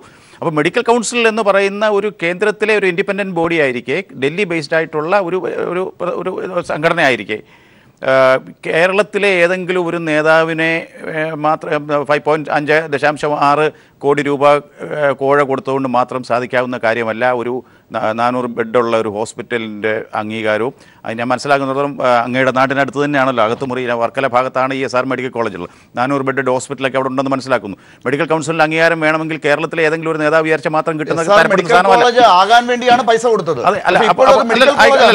അതവിടെ നിൽക്കട്ടെ. അത് അങ്ങനെ അതിൽ കബളിപ്പിട്ടുണ്ടെങ്കിൽ ആ മാനേജ്മെന്റിനോട് നമ്മൾ അവരോട് സഹതപിക്കുക. പക്ഷേ അതിലുപരിയായിട്ട് മെഡിക്കൽ കൗൺസിൽ ഓഫ് ഇന്ത്യയുടെ അംഗീകാരമൊക്കെ വേണമെങ്കിൽ അത് കേരളത്തിലോ അല്ലെങ്കിൽ തിരുവനന്തപുരത്തോ അല്ലെങ്കിൽ മാരാർ ഭവനിലോ മാത്രം ചെയ്യാവുന്ന ഒരു കാര്യമല്ല. അതിന് കേന്ദ്രത്തിലുള്ള ശക്തമായ ഇടപെടലും കേന്ദ്ര ആരോഗ്യ വകുപ്പിൻ്റെ ഇടപെടലും അല്ലെങ്കിൽ അങ്ങനെയുള്ള ഒരുപാട് ഫോർമാലിറ്റീസ് ഉണ്ട്. അത് BJPയുടെ കേന്ദ്ര നേതൃത്വത്തിന് അതിൻ്റെ എല്ലാ ഗുരുതരമായ എല്ലാ വിഷയങ്ങളെക്കുറിച്ചും അറിയാം. നമ്മൾ കാര്യങ്ങൾ ലോക്സഭയിലും രാജ്യസഭയിലും കേരളത്തിലെ MP-മാർ കൊണ്ടുവന്നപ്പോൾ അതൊന്ന് ചർച്ചയ്ക്ക് എടുക്കാനോ അതൊന്ന് പുറത്തേക്ക് കേൾപ്പിക്കാനോ പോലും തയ്യാറായില്ല ലോക്സഭയിലെ സ്പീക്കർ. ഇതത്ര ലാഘവബുദ്ധിയോടെ കാണേണ്ട കാര്യമല്ല എന്നാണ് ഡോക്ടർ ലാൽ ഞാൻ പറഞ്ഞു വരുന്നത്. ഇവിടെ ഞാൻ പറഞ്ഞത് ഈ പറഞ്ഞ ഒരു 5.6 കോടിയുടെ മാത്രമോ അല്ലെങ്കിൽ ഒരു വിനോദിൻ്റെയോ അല്ലെങ്കിൽ ഈ പറഞ്ഞ ഒരു അന്വേഷണ കമ്മീഷൻ്റെ ഒന്നും പരിധിയിൽ നിൽക്കുന്ന കാര്യമല്ല. അതിലൊക്കെ വലിയ ഡയമെൻഷൻസ് ഉള്ള ഒരുപാട് മാനങ്ങളുള്ള ഒരു വിഷയമാണിത്. അതിലേക്കൂടെയൊക്കെ അന്വേഷണം പോകേണ്ടതുണ്ടെന്ന് കേന്ദ്രത്തിന് ബോധ്യമുണ്ട്. ശ്രീ രാഹുൽ ഈശ്വർ ക്ലീൻ ചിറ്റ് കൊടുത്ത ശ്രീ അദ്ദേഹത്തിനെ കുറിച്ചൊന്നും ഞാൻ ഒരു വ്യക്തിപരമായ ഒരു വിമർശനത്തിന് ഞാനും തുനിയുന്നില്ല. പക്ഷേ ഒരുപക്ഷെ ശ്രീ കുമ്മനം രാജശേഖരന് പോലും അദ്ദേഹത്തിൻ്റെ കയ്യിൽ പോലും നിൽക്കുന്ന വിഷയമല്ല ഇത്. കേന്ദ്രം അത് അർഹിക്കുന്ന ഗൗരവത്തോടെ എടുത്തിരിക്കുന്നു എന്ന് വേണം മനസ്സിലാക്കാൻ. അപ്പോൾ ഇവിടെ മുഖം രക്ഷിക്കാൻ വേണ്ടി അടിയന്തരമായി ഈ നടപടികളിലേക്ക് പോകുന്നു. ആ നടപടി ഒരുപക്ഷെ കുറ്റം ചെയ്തവരെ ശിക്ഷിക്കുകയാണോ അല്ലെങ്കിൽ കുറ്റം പുറത്താക്കിയവരെ മാറ്റി നിർത്തിയിട്ട് അവരെ പീഡിപ്പിക്കാനുള്ള ശ്രമമാണോ? ഇതൊക്കെ വരും ദിവസങ്ങളിൽ അറിയേണ്ട കാര്യങ്ങളാണ്. ശ്രീ അജിത് കുമാർ, ഈ കുറ്റം പുറത്താക്കി എന്നുള്ളതല്ല വലിയ കുറ്റം. അതാണ് ഞാൻ നേരത്തെ സൂചിപ്പിച്ചത്. ഈ രാജേഷിനെതിരായി നേരത്തെ തന്നെ ഈ മുരളീധരൻ പക്ഷവും അതല്ലെങ്കിൽ കൃഷ്ണദാസ് പക്ഷവും ഒക്കെ ഇവിടെ അങ്ങോട്ടും ഇങ്ങോട്ടും വെട്ടുന്നുണ്ട്. അപ്പൊ രാജേഷിനെതിരായിട്ട് ഇപ്പോൾ വിട്ടുകൊള്ളുന്നത് മുരളീധരനാണ്. അത് ഒന്ന്. രാജേഷ് അല്ലാതെ തന്നെ ഈ പാർട്ടിക്കകത്ത് ആരോപണങ്ങൾ നേരിട്ടുകൊണ്ടിരിക്കുന്ന ഒരു അവസ്ഥയും ഇതൊക്കെ ഒരു പ്ലാനിംഗ് ആണെന്ന് കാണേണ്ടി വരും. ഞാൻ അതിലേക്ക് വരാൻ തുടങ്ങായിരുന്നു തീർച്ചയായിട്ടും. അതായത് ഈ ഭാരതീയ ജനതാ പാർട്ടിയുടെ ആവിർഭാവത്തിന് മുമ്പ് ഭാരതീയ ജനസംഘമായിരുന്ന കാലത്ത് 2 ലോക്സഭാംഗങ്ങളുമായിട്ട് ഉണ്ടായിരുന്ന പാർട്ടിയാണ്. നമുക്കറിയാം മുതിർന്ന നേതാക്കൾ 2 പേര്, അടൽ ബിഹാരി വാജ്പേയിയും ലാൽകൃഷ്ണ അദ്വാനി. അന്ന് പോലും ഈ 2 വ്യക്തികളെ കേന്ദ്രീകരിച്ച് ഒരു ഗ്രൂപ്പിസം എന്നും പറഞ്ഞുകൂടെങ്കിൽ പോലും അത്യാവശ്യം സ്പർദ്ധയും ഉള്ള ഇതിങ്ങനെയുള്ള കാര്യങ്ങളൊക്കെ അന്ന് എത്രയോ കാലം 80-കൾക്ക് മുമ്പ് നിലയുണ്ട്.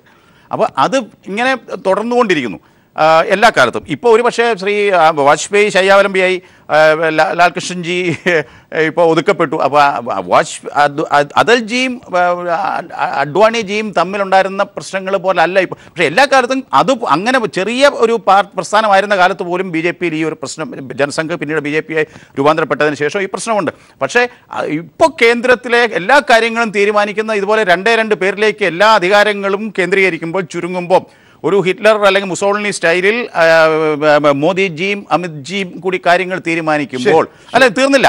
അപ്പോൾ അതൊക്കെ അവർ പറയുന്നു 18 സംസ്ഥാനത്ത് അധികാരത്തിലുണ്ടെന്ന് അവകാശപ്പെടുന്നു. ശരി, കേന്ദ്രം ഭരിക്കുന്ന പാർട്ടി. ഈ കേരളത്തിൽ എന്താണ് BJP? ഒരു കഷ്ടിച്ചോരി ജനപ്രതിനിധിയും ഒരുപക്ഷെ ഒരു 1.5 ജനപ്രതിനിധി എന്ന് പറയാം. ശ്രീ സുരേന്ദ്രൻ തെരഞ്ഞെടുപ്പ് കേസ് കൊടുത്ത് ഇപ്പോൾ നമ്മൾ ഇതിലിപ്പോൾ പോകുന്നുണ്ട്. കോടതി ശ്രീ സുരേന്ദ്രനെതിരായ എന്തോ മോശം പറഞ്ഞു സ്ക്രോളും പോകുന്നുണ്ട്. കേസ് നിസ്സാരമായിട്ട് കണ്ടു എന്നിട്ട് പറഞ്ഞു. അപ്പോൾ ഈ ഒരു കേരളത്തിൽ ഒരു സാധ്യതയും അധികാരത്തിൽ വരാനില്ലാത്ത ഒരു പാർട്ടി ഇപ്പോൾ തന്നെ ഇങ്ങനെ ഈ ഒരു MLA മാത്രം ജനപ്രതിനിധി മാത്രമുള്ള ഒരു പാർട്ടി ഇപ്പോൾ തന്നെ ഇത്രത്തോളം അഴിമതിയിൽ മുഴുകുകയാണെങ്കിൽ അല്ലെ മുങ്ങുകയാണെങ്കിൽ മുങ്ങി താന്നു പോകുകയല്ലാണ്ട് എന്താണ് ഈ പാർട്ടിയുടെ ഇനിയുള്ള ഭാവി എന്നുള്ളത് ആശങ്ക ഉണർത്തുന്നു. ഇപ്പോൾ ഇവിടെ ചൂണ്ടിക്കാട്ടിയതുപോലെ ഈ ദ്വയങ്ങൾ 2 നേതാക്കൾ പല പാർട്ടികളിലും തത്വശാസ്ത്രപരമായി ചിലപ്പോൾ ഇടപാടുകൾ നടത്താറുണ്ട്. അതിൻ്റെ പേരിൽ ഒരുപാട് ചർച്ചകളൊക്കെ നടക്കാറുണ്ട്. അത് ചിലപ്പോൾ കമ്മ്യൂണിസ്റ്റ് പാർട്ടികളും ഒക്കെ സംഭവിച്ചിട്ടുണ്ടാകാം. അതൊക്കെ താത്വികമായിട്ടാണ് ചർച്ചയ്ക്ക് എടുക്കാറുള്ളത്. ഇപ്പോൾ ഇവിടെ BJPക്കകത്തുള്ള ഇപ്പോൾ കേരളത്തിൽ കാണുന്ന ഈ ഗ്രൂപ്പ് വ്യത്യാസത്തിൻ്റെ പേരിലുള്ള അടി, അവിടെ നമ്മൾ കാണുന്നത് എന്താണ്? മെഡിക്കൽ കോഴയാണ് ഒരു ഗ്രൂപ്പിൻ്റെ പേരിലുള്ളത്. വേറൊരു സൈഡിൽ കാണുന്നത് ജൻ ഔഷധിയുടെ കോഴയാണ്. ഗ്രൂപ്പുകൾ പേരിൽ കോഴയാണ്, അഴിമതിയാണ് ഇങ്ങനെ തരംതിരിക്കപ്പെടുന്നത് എന്നുള്ളത്, ഈ പണം ആരുടെ കയ്യിലേക്കൊക്കെ വരുന്നു എന്നുള്ളതിൻ്റെ പേരിലുള്ള തർക്കങ്ങളാണ് ഈ BJPക്കകത്ത് ഇപ്പോൾ നടക്കുന്നത് എന്നതാണോ കാര്യം? പണം ഒരു ഘടകം തന്നെയാണ്, അല്ലാതെ അവർക്ക് രാഷ്ട്രീയമായ അഭിപ്രായ വ്യത്യാസമൊന്നുമില്ല. രാഷ്ട്രീയം ആളുകളെ, ജനങ്ങളെ ജാതിയുടെയും മതത്തിൻ്റെയും പേരിൽ തമ്മിലടുപ്പിച്ച് നിർത്തി അധികാരം പിടിച്ചെടുക്കുക, അധികാരം നിലനിർത്തുക എന്നുള്ളത് തന്നെയാണ്. പ്രധാനമായും ഇപ്പോൾ ഈ കോർപ്പറേറ്റുകൾ പണം സംഭാവന നൽകുന്നത് കോൺഗ്രസിനും കൊടുക്കുന്നില്ല. നേരത്തെ കോൺഗ്രസിന് കൊടുത്തിട്ടിരുന്നു. ഇപ്പോൾ കൊടുക്കാത്ത അവർക്ക് കൊടുത്തിട്ട് കാര്യമില്ല. അധികാരം എവിടെയിലാണ്, ഇവർക്ക് കൊടുക്കുന്നതാണ് നല്ലത്. അതുകൊണ്ട് കോൺഗ്രസിൻ്റെ ആൾക്കാർ തന്നെ പണത്തിനോട് മോഹമുള്ള ആൾക്കാർ, പലരും ജനപ്രതിനിധികളായ ആൾക്കാർ BJP-യിലേക്ക് ചാടുകയാണ്. അവിടെ പോയാൽ പണവും കിട്ടും, അധികാരത്തിലെത്താൻ കഴിയുമെന്നുള്ള നിലയിൽ നമ്മൾ കണ്ടല്ലോ. MLA-മാരും MP-മാരും ഒക്കെ അതിന് വശംവദരാകുന്നുണ്ട്. അപ്പോൾ പണം ഉണ്ടാക്കുക മാർഗം, അധികാരം ഉപയോഗിച്ച് പണം ഉണ്ടാക്കുക എന്നത് ഒരു ലക്ഷ്യത്തോടു കൂടി അതൊരു അജണ്ടയായി വെച്ച് തന്നെ പോവുകയാണ്. എന്നാൽ പറച്ചിലാണെങ്കിൽ രാവിലെ തൊട്ട് രാത്രി വരെ എന്താണ് പറയും, ഞങ്ങൾ പാവങ്ങൾക്ക് വേണ്ടി ഭരിക്കുകയാണ്, അഴിമതിയില്ലാത്തൊരു ഗവൺമെൻറ്റാണ്, ഇന്ത്യയിൽ അഴിമതിയില്ലാത്ത ഏക പ്രധാനമന്ത്രി നരേന്ദ്രമോദിയാണ് എന്നെല്ലാം ഞാൻ പറഞ്ഞിട്ടേയിരിക്കും. നേരത്തെ ചൂണ്ടിക്കാണിച്ചതുപോലെ എപ്പോഴെല്ലാം BJP അധികാരം, BJP ഒരിക്കൽ വന്നത് വാജ്പേയി ആണ് ഒരിക്കൽ വന്ന്, പിന്നെ മോഡിയാണ് വന്നത്. ആ 2 കാലഘട്ടം എടുത്താൽ അഴിമതി, കോടാനുകോടി രൂപയുടെ അഴിമതി നടത്തിയതാണ് നമ്മുടെ കൺമുമ്പിലുള്ളത്. ഞാൻ നേരത്തെ ചില കാര്യങ്ങളാണ് പറഞ്ഞത്.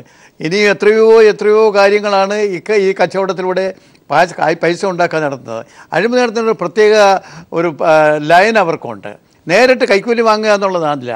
രാജ്യത്തിൻ്റെ സമ്പത്ത് മുഴുവൻ വിറ്റ് ഏതെങ്കിലും ചുള്ളുവിലയ്ക്ക് ആർക്കെങ്കിലും വിറ്റിട്ട് അതിൽ നിന്ന് കാശുണ്ടാക്കുക. അതുപോലെ വരുമാനം വേറെ ഒരെണ്ണത്തിലും കിട്ടില്ല. ശ്രീ ആനന്ദലോട്ട്, ഞാനൊന്ന് ചോദിക്കട്ടെ. ഇപ്പോൾ കേരളത്തിനെ കുറിച്ച് കഴിഞ്ഞ ഒരു 5-6 ദിവസങ്ങളായി നടക്കുന്ന ഒരു ചർച്ചയുണ്ടല്ലോ. ഈ ഡൽഹിയിൽ പോയി ഇവിടുത്തെ BJP നേതാക്കളൊക്കെ പറഞ്ഞു കൊടുത്തതിന്റെ പുറത്ത് അവരും അവിടെ നിന്ന് ആസൂത്രണം ചെയ്ത് ഇറക്കിയ ചില കഥകളൊക്കെ, അതിന്റെ പുറത്ത് അവിടെ നിന്ന് നേതാക്കൾ ഇവിടെ വന്നു, അരുൺ ജെയ്റ്റ്ലിയൊക്കെ വന്നു. ഇപ്പോൾ ചില ഭരണഘടനാ സ്ഥാപനങ്ങളുടെ പ്രതിനിധികളും ഇവിടെ കേരളത്തിലുണ്ട്. ഇപ്പോൾ ഈ രീതിയിലുള്ള പ്രചരണങ്ങൾ പോലും ഇത്തരത്തിലുള്ള അഴിമതിയെ മറയ്ക്കാനും BJP-യുടെ സംസ്ഥാന തലത്തിലുള്ള ഗ്രൂപ്പിസത്തിന്റെ കാര്യങ്ങൾ പുറത്തേക്ക് വരാതിരിക്കാനുള്ള ആസൂത്രിത ശ്രമമായി താങ്കൾ കാണുന്നുണ്ടോ? അതാണ് കേരളത്തിൽ ഈ അടുത്ത കാലത്ത് ഉണ്ടായ ചില അതിക്രമങ്ങളും അതിൻ്റെ ഫലമായുള്ള ആക്രോശങ്ങളും.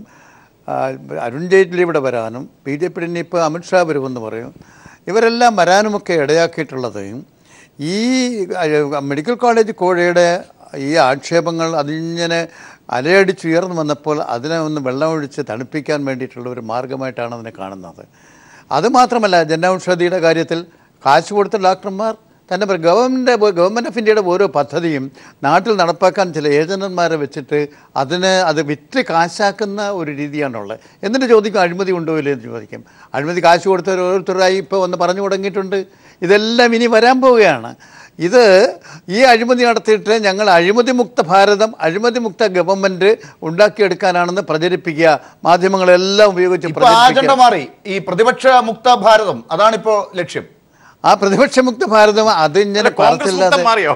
അതൊക്കെ കോൺഗ്രസ് ഇവിടെ ഇല്ലല്ലോ, ചിത്രത്തിൽ ഇല്ലല്ലോ. അപ്പോ കേരളത്തിൽ ഉയർന്നു വന്ന ഈ അഴിമതിയുടെ ചർച്ച ഒഴിവാക്കാൻ ബോധപൂർവം നടത്തിയ ഒരു പരിശ്രമമാണ് ഇവിടെ ഈ ക്രമസമാധാന തകർച്ച എന്നുള്ള മറുപടി നടത്തിയിട്ടിരിക്കുന്നത്. ക്രമസമാധാന തകർച്ച ഉണ്ടാകാൻ പാടില്ല, അതല്ലെങ്കിൽ ഉണ്ടായത് അവസാനിപ്പിക്കണമെന്ന ലക്ഷ്യം അവർക്കുണ്ടോ? ഇല്ല. ഇവിടെ സർവകക്ഷി യോഗം കൂടി ഉഭയകക്ഷി ചർച്ച നടത്തി എല്ലാവരും കൂടി പറഞ്ഞു നമുക്കിനി മേലാൽ അടിയൊന്നും വേണ്ട, നിർത്താം, ആരും ഇറങ്ങി പ്രകോപനപരമായ പ്രസംഗങ്ങളൊന്നും നടത്തരുത്, അങ്ങനെ പ്രസംഗം നടത്തിയ അണികളെ ആവേശം കൊള്ളിക്കരുത് എന്നെല്ലാം ഇരു കക്ഷികളും സമ്മതിച്ചു പോയി. എന്നിട്ടിപ്പോൾ നമ്മൾ കാണുന്നത് എന്താ? ശരി, ശ്രീ CR നീലകണ്ഠൻ, ഇപ്പോൾ BJP-ക്കകത്ത് VV രാജേഷ് ചെയ്ത വലിയ കുറ്റത്തിന് അവിടെ നടപടിയെടുത്തത് അവിടെ നിൽക്കട്ടെ. ഈ MT രമേശിന്റെ പേരിലാണല്ലോ ആദ്യത്തെ തർക്കം വന്നത്. അദ്ദേഹത്തിന്റെ പേരിൽ ലോകായുക്ത ഇങ്ങനെ ഓങ്ങി നിൽക്കുകയാണ് എന്നാണ് കേൾക്കുന്നത്. അതുപോലെ CBI പടിവാതിൽക്കൽ എത്തി നിൽക്കുകയാണ് ജനൌഷധിയുടെ കാര്യത്തിൽ മറ്റൊരു നേതാവിന് നേരെ. ഇങ്ങനെയുള്ള കാര്യങ്ങളൊക്കെ അവിടെ നിൽക്കുമ്പോഴാണ് BJP-യുടെ നടപടിയെടുത്ത് VV രാജേഷിനെയൊക്കെ ഇങ്ങനെ ജനങ്ങളുടെ മുമ്പിൽ അവതരിപ്പിക്കുന്നത്. അപമാനിച്ചു എന്നൊക്കെ പറഞ്ഞുകൊണ്ട് പോകുന്നെങ്കിൽ പോകട്ടെ എന്നുള്ള നിലപാട് തന്നെയാണ് കുമ്മനത്തിന്റെ ശരീരഭാഷയിൽ ഇന്ന് കണ്ടത്. അപ്പോൾ ഈ രീതിയിൽ ഉള്ള നടപടികളിലൂടെ BJP മുന്നോട്ട് പോകുമ്പോൾ എന്താണ് മനസ്സിലാക്കേണ്ടത്? ഈ കേരളത്തിൽ അഴിമതിയെക്കുറിച്ചുള്ള വലിയ ചർച്ച വരികയും മാധ്യമങ്ങളും രാഷ്ട്രീയ പാർട്ടികളും പ്രതിപക്ഷവും ഒക്കെ BJP-ക്കെതിരെ ഈ കാര്യങ്ങൾ ഉന്നയിച്ച് മുന്നോട്ട് വരികയാണെങ്കിൽ ഇവിടെ രാഷ്ട്രപതി ഭരണം എന്നുള്ള വാർത്തകൾ കൊണ്ടുവരും, അഭ്യൂഹം കൊണ്ടുവരും, ഇവിടെ കേന്ദ്രം ഇടപെടും എന്നുള്ള വാർത്ത കൊണ്ടുവരും, അക്രമമാണ് കേരളത്തിൽ നടക്കുന്നത് എന്ന വലിയ വാർത്ത കൊണ്ടുവരും. ഇതൊക്കെ BJP-യുടെ ആസൂത്രിത ശ്രമത്തിന്റെ ഭാഗമായി കാണേണ്ടതല്ലേ?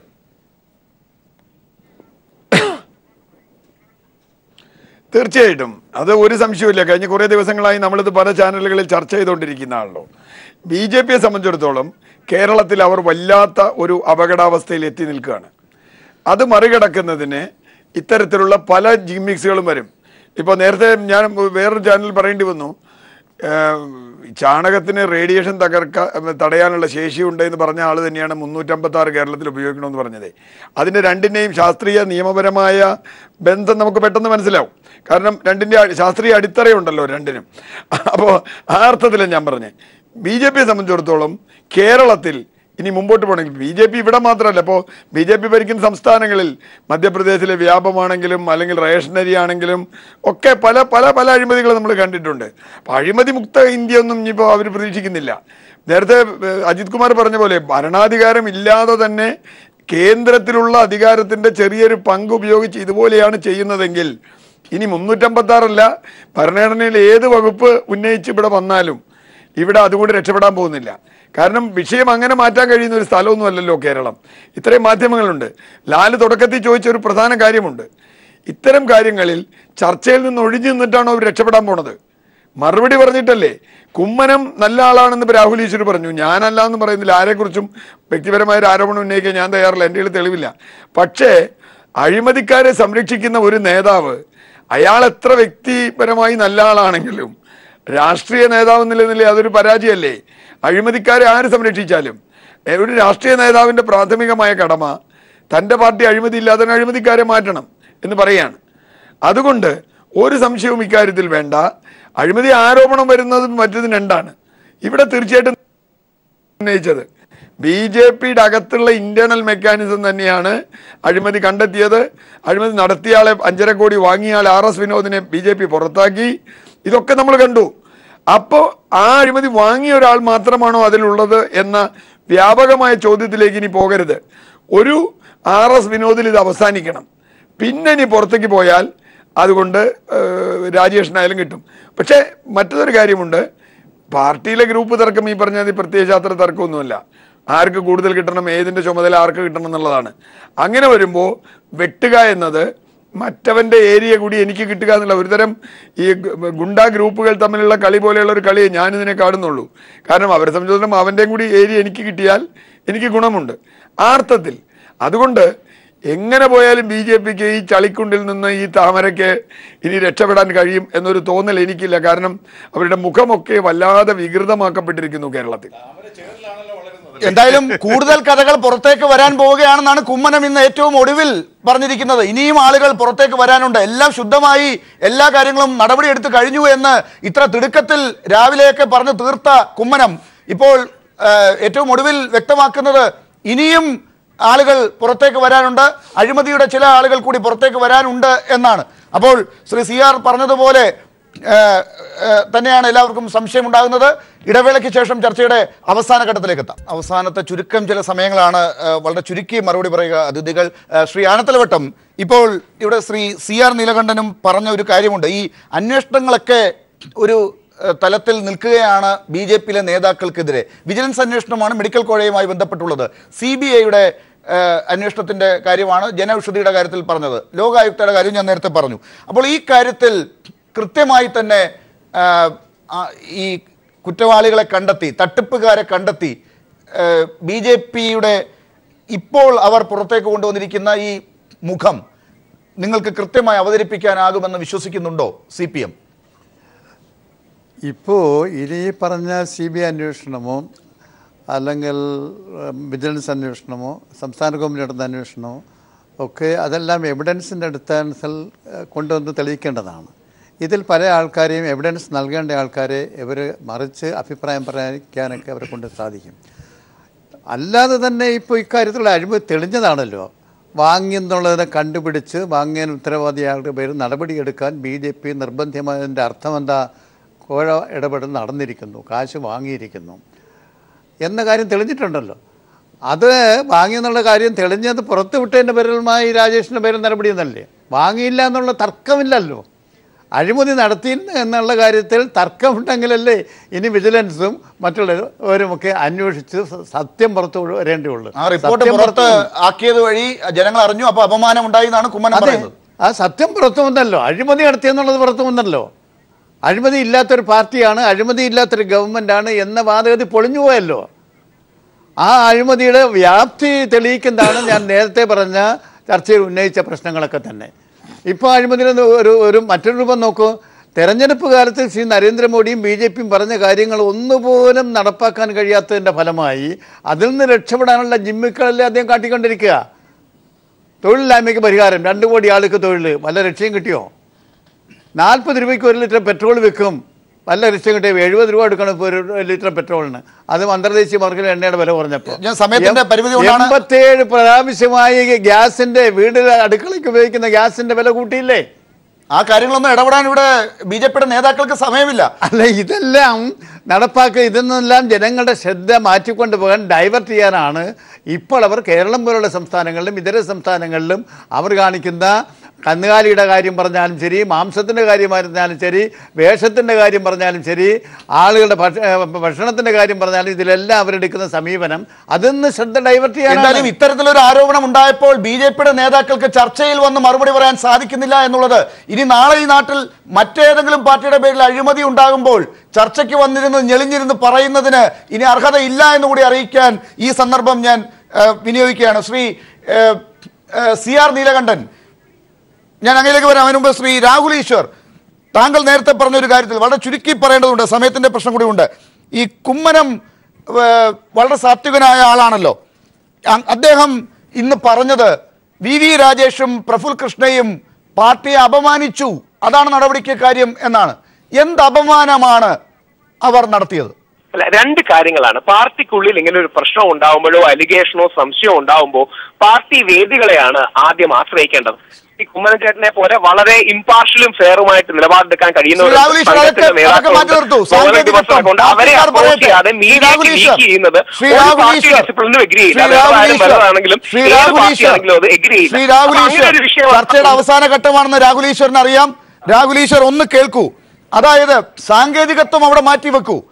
ഈ പറയുന്ന കാര്യത്തിൽ ഒരു അഴിമതി കണ്ടെത്തിയ റിപ്പോർട്ടുണ്ട്. ആ റിപ്പോർട്ട് പുറത്തേക്ക് വിട്ടത് ആണ് രാജേഷ് ചെയ്ത തെറ്റ്. അത് കുമ്മനം രാജശേഖരൻ പാർട്ടിക്ക് അപമാനം വരുത്തി എന്ന് പറയുന്നത് എങ്ങനെയാണ്? അദ്ദേഹം ഞെളിഞ്ഞു നിന്ന് പറയണ്ടേ, ഞങ്ങൾ നടത്തിയ അഴിമതിയെക്കുറിച്ചുള്ള കാര്യങ്ങൾ കണ്ടെത്തിയിരിക്കുന്നു, അഴിമതി ഞങ്ങൾ വെച്ചു പൊറുപ്പിക്കില്ല.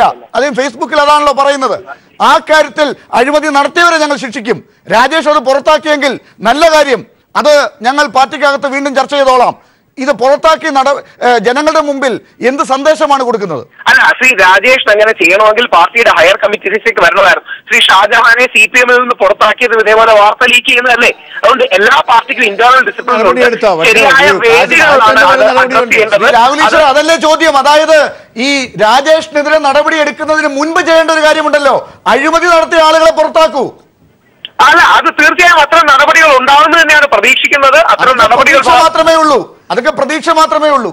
വരും ദിവസങ്ങളിൽ അത്തരം നടപടികൾ ഉണ്ടാകുമെന്നും അഴിമതിയുടെ കറയുണ്ടെങ്കിൽ അത് മാറ്റിക്കളയുമെന്നും അത്തരം ആദർശപരമായ നടപടിയാണ് ഞാനടക്കം മീഡിയക്കാരടക്കം സാധാരണ പ്രതീക്ഷിക്കുന്നത്. ശരി, ഒരു 20 സെക്കൻഡിൽ ശ്രീ CR, 20 സെക്കൻഡ് അജിത് കുമാറിന് കൊടുക്കാം. ശ്രീ CR, താങ്കൾക്ക് ആ പ്രതീക്ഷയുണ്ടോ BJP എല്ലാ കാര്യങ്ങളും ശരിയാക്കി വരുമെന്ന്?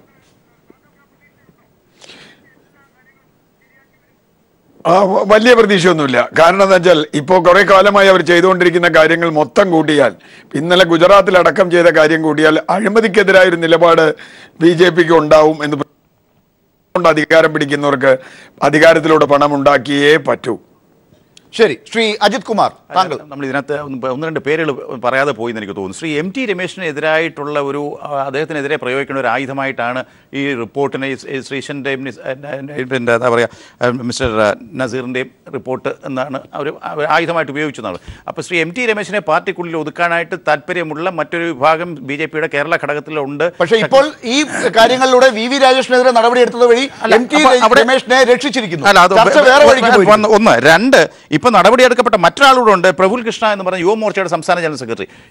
അദ്ദേഹം ഇപ്പോൾ വേറൊരു വിഷയം ഉന്നയിച്ചിട്ടുണ്ട്. BJPയുടെ നാഷണൽ കൗൺസിൽ കോഴിക്കോട്ട് നടന്ന നാഷണൽ കൗൺസിലിൻ്റെ സമയത്ത് വ്യാജ രസീത് ഉപയോഗിച്ച് അവിടുത്തെ കോഴിക്കോട്ടെ അവിടുത്തെ വ്യാപാരികളിൽ നിന്നും 10,000 മുതൽ 50,000 രൂപ വരെ വ്യാജ രസീത് ഉപയോഗിച്ച് പിരിവ് നടത്തിയിരുന്നു. അതിനെക്കുറിച്ചുകൂടെ അന്വേഷിക്കണം എന്നൊക്കെ ഉള്ള രീതിയിൽ ഈ മിസ്റ്റർ പ്രഫുൽ കൃഷ്ണ നേതൃത്വത്തോട് അതായത് ഈ വ്യാജ രസീതിന്റെയും മറ്റ് അഴിമതികളുടെയും കാര്യത്തിലേക്ക് ഡീറ്റെയിൽ ആയി പോകാൻ ഈ ചർച്ചയ്ക്ക് സാധിച്ചില്ല. അതാണ് ശ്രീ അജിത് കുമാർ ഓർമ്മപ്പെടുത്തിയത്. വ്യാജ രസീതിന്റെ കാര്യത്തിലേക്ക് പോകാൻ പറ്റിയില്ല എന്നുള്ളത് ഒരു കുറവായി തന്നെ ഒരു അഴിമതിയിൽ മാത്രം ഇങ്ങനെ കേന്ദ്രീകരിച്ച് നിൽക്കേണ്ടി വന്നു. സമയത്തിന്റെ പരിമിതി കൊണ്ട് മാത്രമാണ്. ഈ ചർച്ചയിൽ ഒരുപക്ഷെ BJP നേതാക്കൾ പങ്കെടുത്തിരുന്നുവെങ്കിൽ ഇത്രയും ചർച്ച നടക്കുകയില്ലായിരുന്നു എന്നും ആണ് എനിക്കിപ്പോൾ തോന്നുന്നത്.